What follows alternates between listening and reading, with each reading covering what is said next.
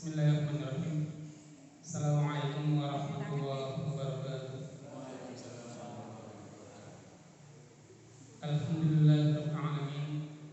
Wassalatu wassalamu ala asrofil anbiya'i wal mursalin sayyidina wa maulana Muhammadin wa ala alihi wa sahbihi wa man tabi'ahum bi ihsanin ila yaumiddin, amma ba'd. Subhanaka la ilma lana illa ma 'allamtana innaka antal alimul hakim. Rabbi shrah li sadri wa yassir li amri wahlul 'uqdatam min lisani yafqahu qawli. Rabbi zidna ilma warzuqna fahma waj'alna minas sholihin. Di sini kami mewakili dari bendahara selaku panitia pengajian yang malam hari ini beliau berhalangan hadir, ingin menyampaikan laporan keuangan tentang pengajian Ahad Maghrib ini.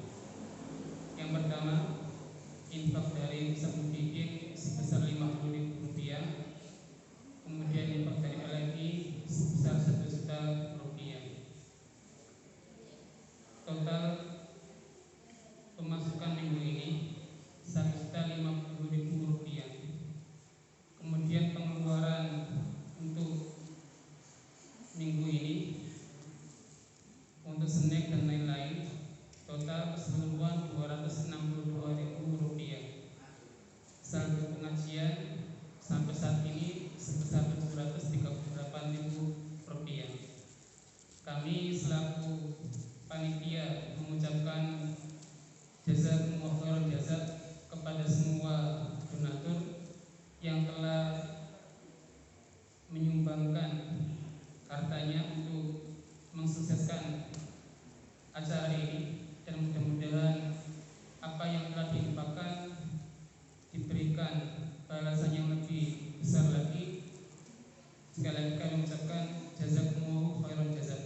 Selanjutnya pengajian yang akan disampaikan oleh Ustaz Dedi, kepadanya kami persilakan.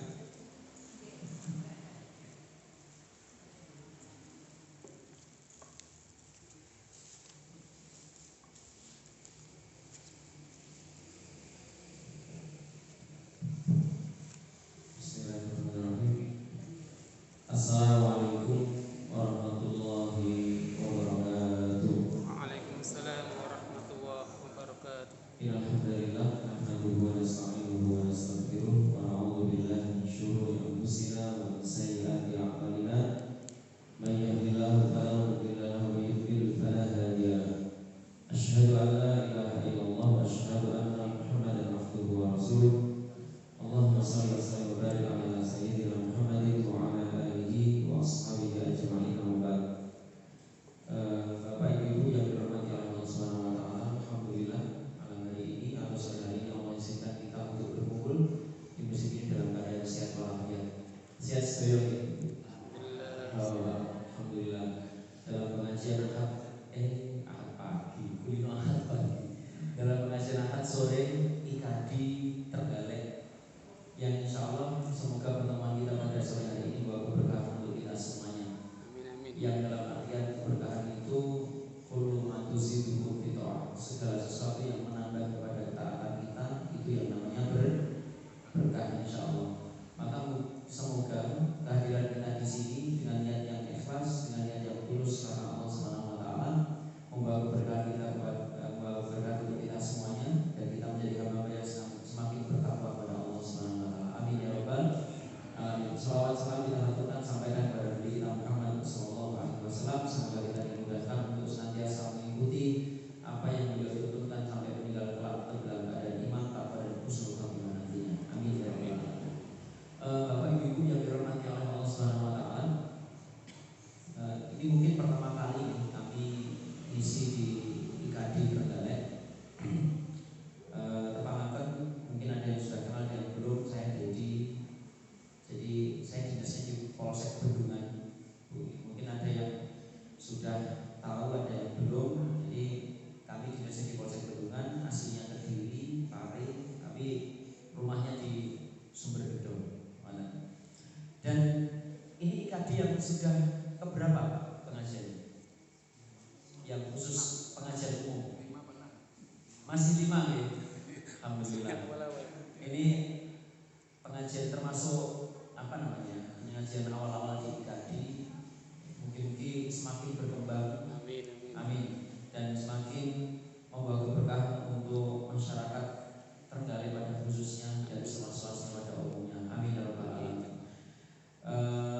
Kami juga sering Pak ngisi di IKADI Kediri, IKADI Tulungagung, kemarin di IKADI Nganjuk, kemudian IKADI mana kemarin Pucu atau bagaimana, saya lupa. Apalagi IKADI Kediri itu sudah paling lama banget. Bahkan sejak kami SMA itu IKADI Kediri sudah luar biasa. Jamaahnya pernah sampai yang datang itu 500 orang sekali ahad pagi. 500 orang Pak. Infaknya sekali pengajian itu bisa sampai 4 juta bahkan pernah itu. Dan itu tekniknya luar biasa mereka ketika bikin ahad pagi itu. Jadi pengajian itu kalau kami klasifikasikan, karena kami lama juga ikut di IKADI Kediri sejak tahun 2009-an 2008 itu udah ngaji di IKADI. Tekniknya itu luar biasa. Jadi pengajian itu ada 3 tipe. Sebelum saya masuk materi ini, jadi pengajian itu ada 3 tipe. 1 pengajian umum, 2 pengajian khusus, yang ketiga itu pengajian kaderisasi. Pengajian umum itu ya sifatnya umum, yang diundang umum, pematerinya juga umum. Makanya ketika panjenengan datang di IKADI Kediri, IKADI Tulungagung, IKADI Nganjuk, IKADI yang lain ya. Jadi IKADI Tulungagung misalnya di IKADI Kediri, ahad pagi itu pengajian umum, ya pengajian umum. Yang hadir yang macam-macam, pematerinya juga macam-macam. Ada dari NU, ada dari Muhammadiyah, kemudian ada dari para habaib, macam-macam. Karena memang dari brandnya saja IKADI memang untuk mengikat semua golongan, betul kan ngoten. Makanya ini pengajian umum, yang diomongkan juga umum. Makanya ketika pengajian umum ini tidak boleh bahas hal yang sifatnya sensitif atau kemudian babakan khilafnya itu tidak ada. Ngoten, itu di IKADI Kediri seperti itu. Dan terkadang beberapa bulan sekali undang dai yang bisa menjadi magnet untuk orang banyak. Ngoten Pak. Jadi magnet orang banyak. Pernah di sana itu undang dulu waktu saya masih SMA, Zainuddin MZ. Kemudian Yusuf Mansur waktu dulu terkenalnya, dan kiai-kiai terkenal kondang lainnya. Kiai NU di sana kalau yang sering isi dari Kiai Haji Najib itu dari Pondok Denanyar itu sering isi di sana waktu kami SMA. Jadi ini penting ya, program itu ditata betul supaya apa? Pengajian ini benar-benar bukan hanya seremonial, tapi jadi sebuah kegiatan yang direncanakan secara matang. Saya teringat sebuah hadis. Hadis ini menceritakan tentang perintah Rasulullah kepada Ibnu Mas'ud, Mu'adz bin Jabal, perintah kepada Mu'adz bin Jabal untuk berdakwah ke Yaman. Yang mana teks hadis ini menjadi sebuah metodologi dalam berdakwah. Teksnya bunyinya gini. Mungkin kalau kita dengar kesannya itu biasa saja, tapi ternyata ketika kita oncei ada makna yang sangat dalam di dalamnya. Bunyinya gini: Ya Mu'adz, innaka sata'ti qauman ahlal kitab, fa idza ji'tahum fad'uhum ila ayyashhadu an la ilaha illallah wa anna muhammadar rasulullah. Jadi intinya gini, kalau kita perhatikan, mungkin kalau kita dengar biasa-biasa saja. Ya Mu'adz, innaka sata'ti qauman ahlal kitab, dalam tanda kurung fi Yaman. Para ulama mengatakan ini perintah Rasul kepada Mu'adz untuk berdakwah di negeri Yaman. Kita perhatikan. Ya Mu'adz, innaka sata'ti qauman ahlal kitab fi Yaman. Kalau diartikan, wahai Mu'adz, innaka sesungguhnya engkau sata'ti akan mendatangi kauman ahlal kitab, kaum ahli kitab di negara Yaman, di negeri Yaman. Kemudian faidah citahu, maka apabila engkau tiba, datang, mendatangi mereka, fad'uhum, ajaklah mereka, serulah mereka, ila ayyashhadu an la ilaha illallah wa anna muhammadar rasulullah. Kalau didengerin kesannya biasa gitu. Coba kita onceki satu persatu. Ketika mengatakan ya Mu'adz, siapa sih Mu'adz itu? Seorang pemuda yang kemudian hafal Quran, yang kata para sahabat itu juga ahli fikih. Ketika orang-orang tanya perkara hukum, tanyanya ke Mu'adz bin Jabal. Jadi dakwah itu Pak harus digawangi oleh orang-orang yang memang kemudian punya kompetensi, gitu. Ada yang ahli nyunting, kemudian ada yang ahli branding, ada yang ahli marketing, ada yang bagian jadi kiainya.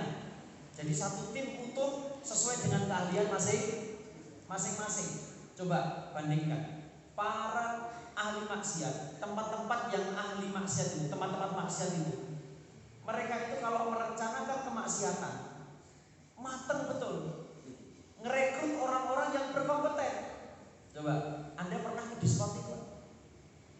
Betul nanti, diskotik tempat-tempat karaoke itu, ya, mereka itu pakai orang-orang yang ahli marketing, betulan, ahli pemasaran, kemudian bikin kontennya pun sungguh-sungguh, pakai orang-orang yang ahli bikin konten kreator juga, kan betul?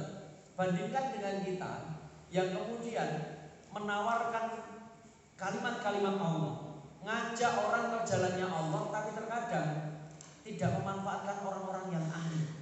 Misalnya kayak tadi bikin pengajian, ini harusnya merekrut anak-anak muda yang ahli perkara multimedia, ahli bagian bikin flyer yang menarik bagaimana. Karena hadirin drama, libatkan anak-anak muda yang kemudian ahli di bidangnya. Seperti Rasul melibatkan Mu'adz bin Jabal, anak muda ahli, ya, ahli public speaking, ahli Quran, ahli fikih. Karena apa? Karena kalau merintah yang lain belum tentu bisa berhasil. Karena Mu'adz itu kan ahli fikih Pak.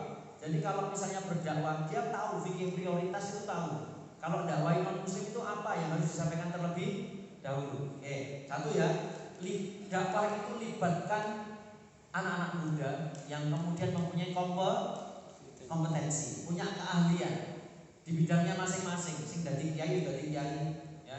Yang jadi tukang syuting, yang jadi tukang syuting, yang bikin poster, seperti itu, seperti sesuai bidangnya masing-masing. Kemudian yang innaka satati kauman ahlal kitab, engkau nanti akan mendatangi ahli kitab. Sekilas ketika kita dengar biasa-biasa saja, tapi kalau kita pahami Pak, apakah Rasul ketika menyampaikan wahai Mu'adz engkau akan mendatangi ahli kitab itu sekedar informatif? Mboten. Itu menandakan sebelum kita berdakwah, kenali dulu siapa yang akan didakwahi. Betul nggak betul? Makanya Rasul menyampaikan kepada Mu'adz, ya Mu'adz, innaka satati qauman ahlal kitab, engkau nanti akan mendatangi ahli kitab. Jadi sebelum dakwah, kenali dulu siapa objek dakwahnya, siapa mad'unya, supaya apa yang kita sampaikan, kurikulum yang akan kita canangkan untuk pengajian itu bisa sesuai dengan objek dakwah. Beda atau sama pengajian umum dengan pengajian umum yang dewasa dengan pengajian anak-anak? Beda atau sama? Beda. Jadi cocok atau enggak? Anda ngajak anak-anak kumpul pengajian, kemudian judulnya bekal-bekal kematian, kiat-kiat husnul khotimah, cocok enggak? Enggak cocok hadirin yang dirahmati. Makanya penting banget kita mengenali. Anda misalnya di Ummul Qura, di masjid ini, Anda harus mengenali lingkungan sekitar itu makmunya, tipologinya seperti apa, gitu. Tipologinya seperti apa? Mereka kebanyakan bagaimana? Kemudian mereka ini dari tingkat sampai sedang itu Pak, tingkat ekonominya seperti apa? Kalau kita belajar ke Jogokarian dulu, kenapa mesinnya berhasil? Karena mereka itu sangat detail perihal data objek dakwah itu. Bahkan kami ketika studi banding ke sana, sampai ada data tetangga masjid ini yang miskin berapa, kemudian yang yatim berapa, rondone piro. Aku nggak ngerti rondo sing ayu karo sing ra didaftar atau enggak. Ada klasifikasi atau enggak. Kemudian sampai ada data yang sudah sholat itu berapa, yang belum sholat berapa kira-kira. Kemudian yang sudah baca Quran, sudah bisa baca Quran berapa, yang belum bisa baca Quran berapa. Nanti supaya dakwah itu bisa tepat sasaran. Ngoten nggih hadirin. Yang penting yang kedua, kenali objek dakwah. Kemudian apa makna dari sata'ti qauman alal kitab? Supaya mu'ad ini merencanakan dengan betul sebelum mendatangi objek dakwah. Jadi dakwah kudu direncanakan, Pak. Tempat-tempat maksiat itu lek ngerencananya apa yang buka tempat maksiat tewenanan, Pak. Betul.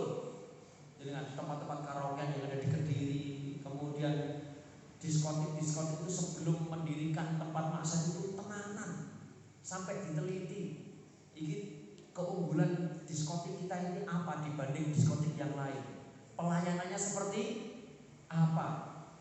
Wanita-wanita penghiburnya nanti dibuat yang seperti apa? Sauran piro, kudu ayo mondha. Mungkin bobotnya juga diperhitungkan. Lek terlalu lemu gak masuk. Hadirin, itu padahal ngajak maksiat. Ngerencananya tenanan. Betapa banyak di antara kita merencanakan bangun masjid, merencanakan dakwah. Itu gak sungguh-sungguh. Kudu sungguh-sungguh, Pak. Rapate tenanan, ya. Jadi satu, libatkan anak muda yang punya kompetensi. Lalu yang kedua, kenali objek dakwahnya. Lalu yang ketiga, rencanakan dakwahnya. Direncanakan tenanan. Oh tenan ini. Kami juga sama. Ketika mau bikin pengajian itu, saya rencanakan dengan teman-teman itu, kita kudu tenanan perencanaan di belakang itu kali sama kan masjid kami. Kita rencanakan dengan betul. Tetangga ini senengannya apa? Oh senengannya madang. Jadi pengajian itu enek madang. Biasanya rata-rata ngomong kan lek suara ora umum, Pak. Gitu Pak. Iya, lek wis warep ora umum. Kemudian kami rencanakan betul tetangga-tetangga yang pintar masak itu berapa orang. Kemudian supaya mereka tertarik ini harus ada apa lagi? Oh, ngomong sekitar senengannya kopi, berarti ngaji itu ada kopi misalnya kok banyak kuping. Jadi kami pada waktu coba dengan hadir hari Sabtu pagi di belakangnya Wali Songo itu yang hadir sampai 200, 150 orang. Kami rencanakan betul ada kopinya, ada makannya. Kemudian kita pilih dai yang memang bisa diterima orang-orang sekitar. Yang bisa kaulan baligo, perkataan-perkataannya bisa nyampe ke hati masyarakat. Akhirnya betul, Pak. Yang datang itu sampai 200, kadang 150. Infak itu sekali pengajian bisa 1 juta, alhamdulillah. Bisa untuk pengajian berikutnya, konsumsi pengajian berikutnya kita cepai kopi, wedang umum, kemudian sak sarapani. Kita kasih judul yang menarik, subuhan bareng, sarapan bareng, ngaji bareng. Akhirnya ngomong lek terus judul sarapan. Oh ini lek gak teko ki maneh. Bahkan kami sampaikan kepada panitia, lek enek tonggo masjid diundang kok gak teko, sarapane terno. Engko kan malih isi. Wong ora teko kok diteri sarapan. Ngoten hadirin dirahmati Allah Subhanahu wa taala. Satu, libatkan anak muda yang punya kompetensi. Kenapa kok anak muda? Karena anak muda itu yang ngerti kontekstual saat ini. Coba yang sepuh-sepuh, jenengan apa kagungan TikTok, Pak? Pak, jenengan kagungan TikTok napa mboten? Oh, putrane sing gada. Mbak, kagungan TikTok napa mboten? Ndak umumnya. Padahal dakwah sekarang itu tidak bisa lepas dari yang namanya media sosial. Jenengan jangan anti media sosial. Jadi TikTok, Instagram, Facebook, YouTube itu sarana.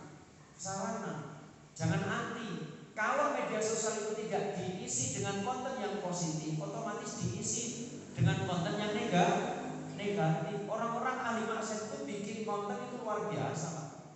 Kadang-kadang kita terlambat. Teman-teman muslim ini terkadang terlambat untuk bikin media sosial. Banyak masjid-masjid yang belum punya TikTok kan. Kemarin saya safari dapat itu ke Wonosobo, Banjarnegara dengan peserta, ketemu dengan salah seorang ustadz namanya Irfan Rizky Haas. Dia punya TikTok followernya 2 juta. Dan dari follower 2 juta itu, masya Allah, biinilah beliau bisa bangun masjid, bangun pondok, bangun sekolah, sak omai. Kemudian kita tanya, Tat, uang dari mana Tat? Ini sumbangan dari jamaah TikTokia. Jamaah TikTok Litokia. Pengajian ini paling subuh, sing teko ya sak menten iki. Tapi kemudian jamaah TikToknya itu 2 juta follower. Ya, kalau digerakkan, ayo bangun masjid, nyumbang kabeh. Ayo bangun sekolah, nyumbang kabeh. Ya nyumbang kabeh, nyumbang kabeh. Ayo ngedekne sekolah, nyumbang kabeh. Masya Allah. The power of media sosial. Karena memang anak-anak muda sekarang tidak punya media sosial. Sesepuh ini sepuh, wajar gak ada media sosial. Tapi anak-anak muda sekarang itu banyak yang pakai media sosial. Maka nanti ini dirahmati Allah SWT. Nanti ada tip dan triknya dakwah di media sosial juga ada. Oke, balik lagi ke hadisnya Rasul tadi ketika memerintahkan Mu'adz bin Jabal. Libatkan anak muda, kenali matku, kemudian yang ketiga rencanakan dakwah. Lalu yang berikutnya, ketika Rasul mengatakan faida jitahu, kalimatnya itu keren. Yang pertama pakai satakti, ata yakti, kan tasrifnya gitu, ata yakti. Yang kedua pakai jaa. Terkadang yang terjemah kan artinya podo pak. Jaa yo datang, ata yakti juga mendatangi juga. Tapi terkadang konteks itu berbeda. Sama kayak tumak nina dengan sakinah. Terkadang terjemahnya kode-kode tenangi, gini betul. Padahal beda. Kalau sakinah itu tenang karena menemukan solusi dari problematika.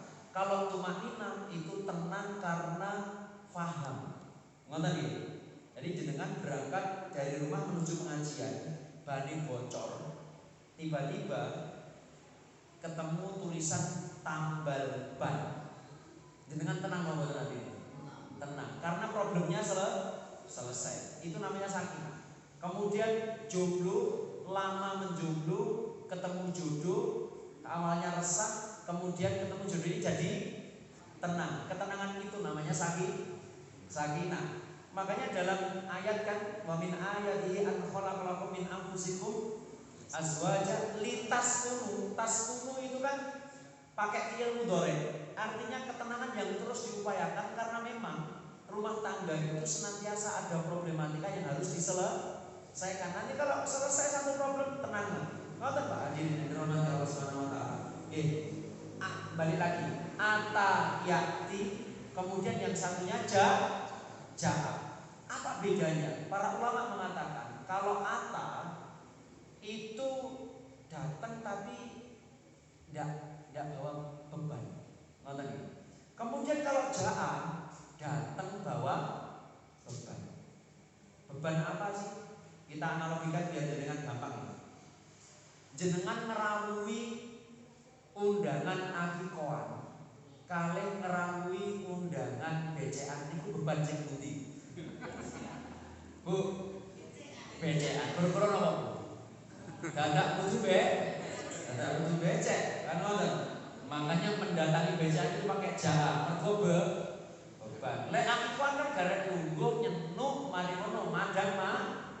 Karena itu hadirin dirahmati Allah SWT. Sama, ketika Rasul pakai ja'a itu karena datang di negeri Yaman sudah bawa misi dakwah. Beban Pak, di negeri orang yang mana asing bagi dia, hanya dapat informatif kalau ini nanti yang kamu dakwai adalah ahli kitab. Jadi orang yang dakwah itu kudu benar-benar tenanan karena dia membawa beban yang sangat berat untuk menyampaikan risalah-risalah dari Allah Subhanahu wa taala. Dan dakwah itu yang keempat, mendatangi orang, ngenteni. Makanya pakai ja'a, mendatangi, bukan menunggu dakwah itu. Betapa banyak di antara kita dakwah itu ngenteni, Pak. Ngedekne masjid, ditakoki piye masjid makmur. Alhamdulillah ini. Wis enek kegiatan apa? Ya wis ngene-ngene. Tambah jamaahnya. Yo ngene-ngene kae. Wis tau ngajak derek nate. Kalau sudah mendirikan masjid, Pak, kita harus mendatangi objek dakwah kita. Kemudian kalimat berikutnya faida jitahu, ketika kamu sudah mendatangi mereka, fada'uhum, seru atau jadi dakwah kuwi Pak direncanakan, ya, pilih orang-orang berkualitas, kenali objek dakwahnya, direncanakan, datangi, ajak. Orang ngenteni. Lebih ngenteni masjid ae, ora kira tambah jamaah. Datangi, Pak. Makanya kami ketika bikin pengajian hari Sabtu itu nyetak undangan. Bukan cuma lewat flyer. Soalnya kenapa? Terkadang kita itu kalau undang orang pengajian hanya lewat poster dan flyer dikirim lewat WA, urung di-download terus dihapus. Nah, kenapa gak ada di sini, gak ada duitnya, dihapus. Terkadang hanya diterima tapi tidak di-download. Terkadang nek didelok dulu gak diwaca dengan teliti. Terus nopo? Di-swipe, di-scroll lagi. Nggih napa to? Memang undangan online itu penting untuk orang-orang yang jauh, tapi kemudian untuk tetangga-tetangga masjid, ya, datangi, undang, kalau perlu pakai undangan resmi. Nonton Pak, terkadang orang lek didatangi, diundang resmi, sungkan mboten? Sungkan, untuk nggak hadir itu sungkan. Kami juga sama, bikin pengajian hari Sabtu itu tak bilangin undangannya di print, ojo mek lewat WA. Setelah itu kita datangi, bahkan kami kasih tahu orang-orang yang kami undang itu, Bu, ini undangan sekaligus voucher kopi dan makan. Di voucher. Nanti kalau jangan tidak hadir, kulo anter loh, oke, daharannya, kulo anter loh, oke, snacknya. Didatangi. Dan yang kami perintah untuk mendatangi itu bukan kok sing cili-cili. Kadang kalau gak diajari, lek sing ngundang cah. Kadang-kadang kan kita Pak nyuruh orang nyebar undangan itu, siapa yang nyebar undangan? Bocah-bocah mana yang ngerti aja ini kan? Kadang nggak patek diregani. Yang mendatangi siapa? Takmirnya, pengurusnya, supaya apa? Ada perasaan dihargai yang diundang. Sing ngundang ketua takmirnya langsung, sing ngundang imame langsung, sungkan nek gak teko. Ngoten hadirin yang dirahmati Allah Subhanahu wa taala. Ini loh. Jadi faidah ciptamu dakwah itu mendatangi, kemudian fadhum, seru mereka, ajak mereka. Jadi dakwah itu mendatangi dan diajak. Sami LMI misalnya, lek gak pernah mendatangi donatur, itu loro suwe-suwe yo muncul Pak. Nggih napa ta? Saya sering kok dimintai pemateri sharing-sharing perkara marketing dengan teman-teman BMA ini juga sama. Mereka cari donatur itu yuk mendatangi lek di WA terkadang iya gak 3HP yo di WA iya, ketika mereka mau donasi ditawari kan, biasanya terkadang mau transfer atau kemudian kita jemput Pak, dijemput didoakan, santun orangnya mesti nanti ketut. Dakwah juga sama, ngajak orang pengajian juga sama, datangi, ajak, dodok itunya, dodok assalamualaikum Pak, niki pengajian Ahad sore, niki undangan ibu dengan ramu nggih, insyaallah wonten le mineralipun kalih rotinya. Oh, Pak. Awalnya kita bikin pengajian itu pesimis, tak bilangin takdir itu. Pengajian nanti ada makannya. Lho Pak Den, infaknya dulu didik. Setiap Jumat kita 400.000. Apa yang cukup?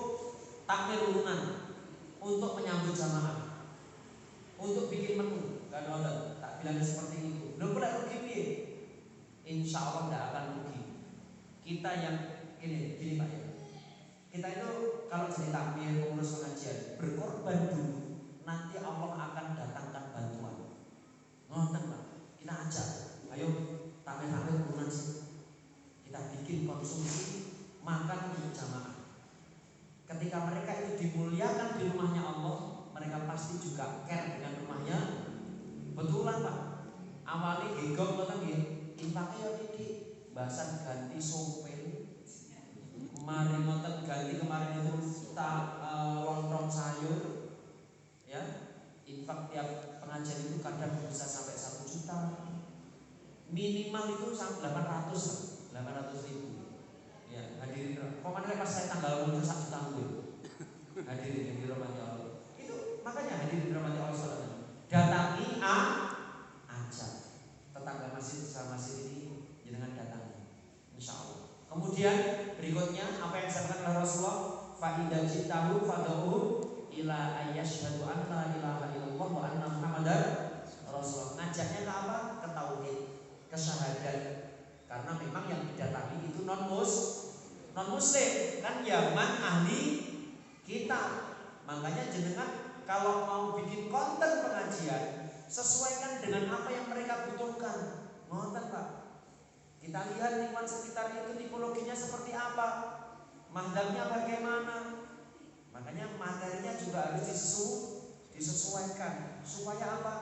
Mereka bisa connect antine dhisik. Wong pilek wis nyaman kalau pengajian, nanti insya Allah bisa istiqomah. Kalau sudah istiqomah nanti baru yang materi-materi berat disampaikan. Lek ngeten masih baru di awal, kita masih observasi, itu pengajiannya yang umum-umum, yang menyenangkan, yang ngenek ning ati, tazkiyatun nufus. Ngoten niku Pak, sesuai dengan apa yang mereka butuhkan. Ngoten. Nggih, hadirin yang dirahmati oleh Allah Subhanahu wa taala. Jadi itu ya, kalimatnya pendek, tapi ternyata Rasul itu dikasih oleh Allah meskipun kalimatnya pendek, maknanya dalam. Bayangkan Pak, hanya dari satu kalimat itu bisa kita jelentrehnya sampai setengah jam ya. Libatkan anak muda sesuai kompetensinya, kenali objek dakwahnya, rencanakan dakwahnya, datangi objek dakwahnya, ajak, kemudian ngajaknya pun sesuai dengan apa yang dibutuhkan mereka. Kalau kita analogikan gini, ngajak dari kebutuhan itu. Saya pernah ketika pulang dari dinas dari Polsek Bendungan ke bawah itu, ada seseorang itu kecelakaan, kakinya itu sampai patah.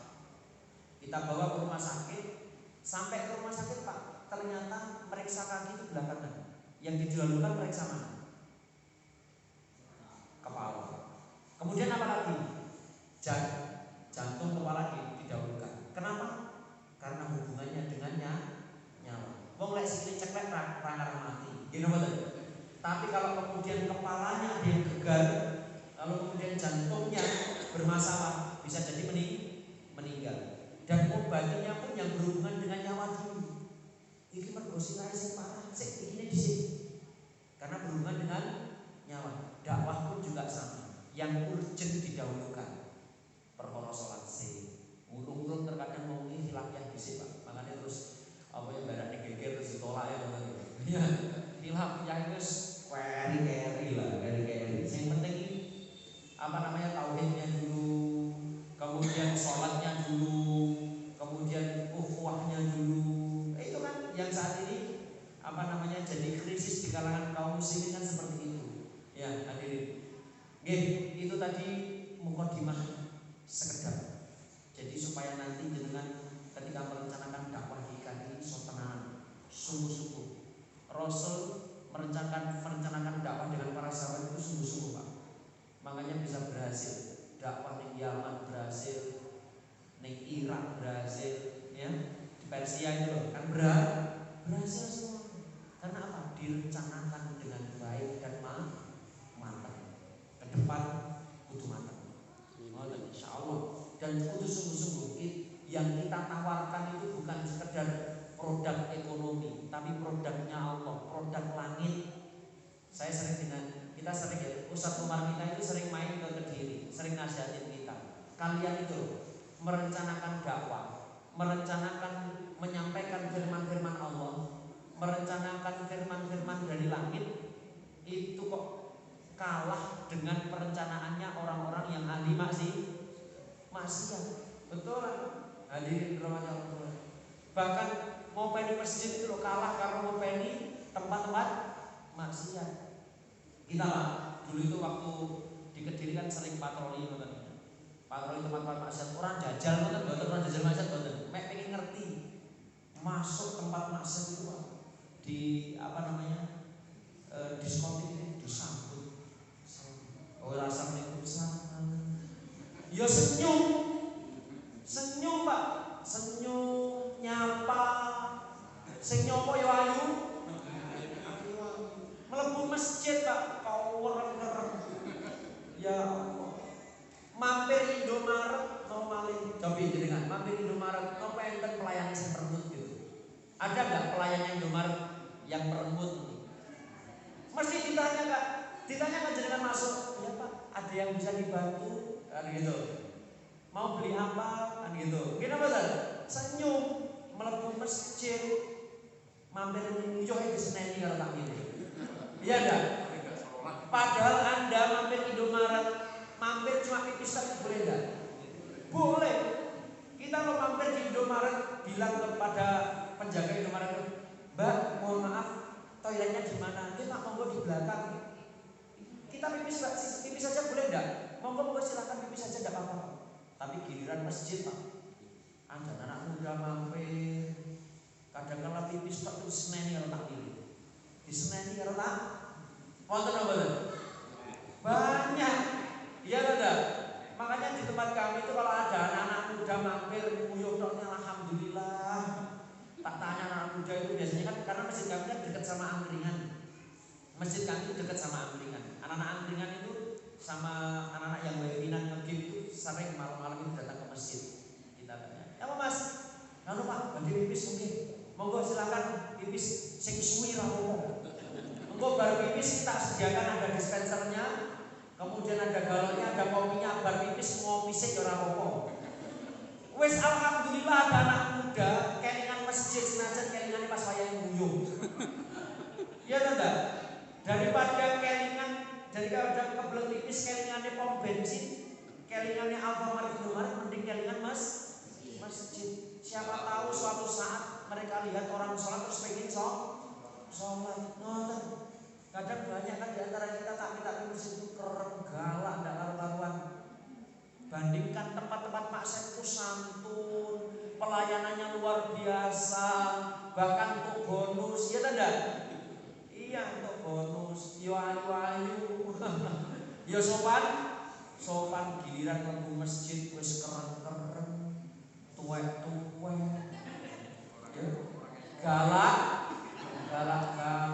hampir nguyuh di Seneni, turun ning masjid diusir, ya tidak? Bagaimana masjid kita bisa makmur kalau kemudian pelayanannya seperti itu, ya Allah. Ya, padahal masjid di Rasulullah itu ramah-ramah, pelayanannya full service, ya. Bahkan ada ashabus sufah, orang-orang yang kemudian diizinkan oleh Rasulullah untuk tidur di masjid, diserambi masjid. Hadirin, sekarang masjid bayangkan, misalnya tulisannya dilarang tidur di masjid, dilarang ngeces di masjid, terus kemudian normal dilarang geletak di masjid, engkau suwe-suwe dilarang bernafas di masjid. Lengkapkan larangan. Kami sampaikan, monggo silahkan. Ada tamu dari Durenan kemalaman, Pak Den, kita boleh enggak nginep di masjid? Silahkan Mbak, ini ada Bu, ada kamar satu. Ini untuk musafir, silahkan. Dengan kalau mau sare di situ, tidur di situ, silahkan. Mantan Pak hadirin. Masjid welcome, yang ramah. Ya, hadirin dan dirahmati Allah Subhanahu wa taala. Kok masjid padahal pengajiannya belum sampai.